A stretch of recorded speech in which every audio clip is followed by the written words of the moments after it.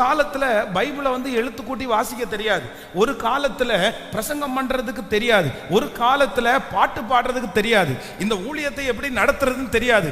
ஆனா ஒரு காலம் இருந்துச்சு.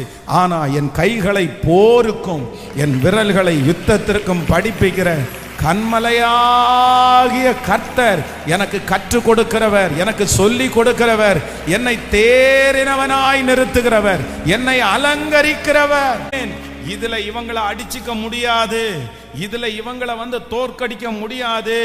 இந்த ஸ்பெஷல் அனாயிண்டிங் அந்த பர்சன் இடத்துல இருக்குது, இந்த கிருபை அந்த பர்சன் இடத்துல இருக்குது.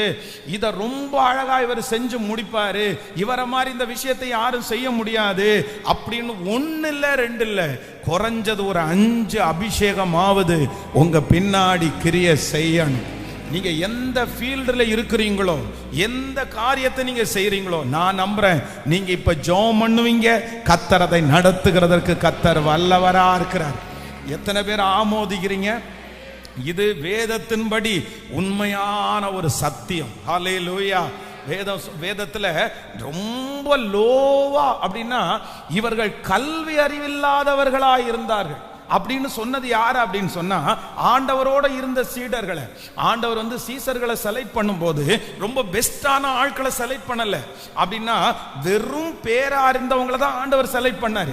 அந்த பேருக்கு பக்கத்துல எந்த குவாலிட்டியும் எந்த டிகிரியும் இல்லைன்னா எந்த திறமைகளும் எழுதப்படாத வெறும் பேரோட இருக்கிறவங்களை ஆண்டவர் கொண்டு கர்த்தர் உருவாக்கி அதற்கு பிறகு அந்த பேருக்கு பின்பாக கர்த்தர் எழுதினார்.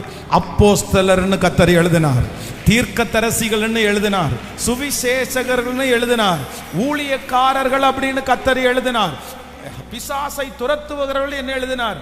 அப்போ ஒண்ணுமே படிப்பறிவில்லாத அவர்களை கர்த்தர் கொண்டு அவங்க பேசுகிற அந்த ஞானத்தை மற்றவங்க பார்த்து அப்படியே வியந்துட்டாங்களாமா.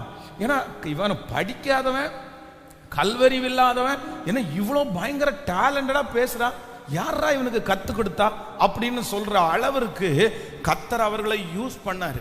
அப்போ நம்ம இன்னைக்கு இந்த 41வது நாள் இதை ரொம்ப சீரியஸா நீங்க எடுங்க. நான் ரொம்ப ஆதங்கத்தோட இந்த காரியத்தை பிரசங்கம் பண்றேன். இந்த பிரசங்கம் பண்ணிட்டு இருக்கும் போதே என்னுடைய இருதயத்துக்குள்ள இந்த சத்தத்தை கேட்கிற அத்தனை பேரும் இந்த 100 days ஜெபம் முடியும் போது கர்த்தர் அப்படிப்பட்ட ஒரு திறமையினால கர்த்தர் உங்களை அபிஷேகம் பண்ணுவாராக. ஹல்லேலூயா.